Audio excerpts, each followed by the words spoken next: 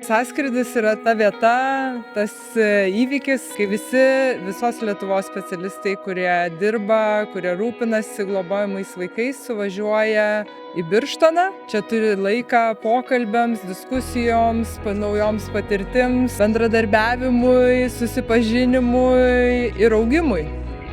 Jeigu mes nebūsim santykyje, nebūsime ryšyje, tai mes negalėsim atliepti ir vaikų poreikių, ir šeimų, kuriomis mes rūpinamės poreikių. Iš tikrųjų labai džiaugiamės, kad šiemet į sąskrydį pakviesti ir savivaldybių atstovai, nes manau, kad tokie visi renginiai yra jungiantis, praturtinantis, duodantis kažką visą laiką naujo. Nes mums, kaip aš sakau, teoretikam labai įdomu yra pasižiūrėti, kaip ir su kuo susiduria praktikai ir galbūt iš to gimsta kažkokie nauji sprendimai.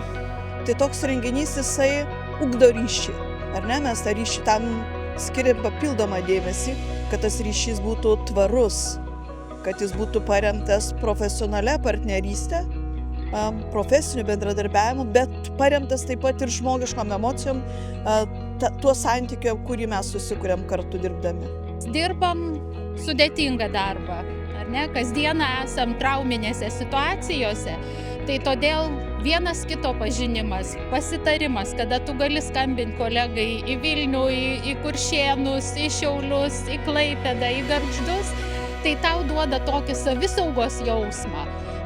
Pajunti, kad esi ne vienas šitoj situacijoje ir kartais gauni nuraminimą, kartais patarimą, o kartais tiesiog pabūni vieni šalia kitų ir tiesiog darbas pasidaro lengvesnis.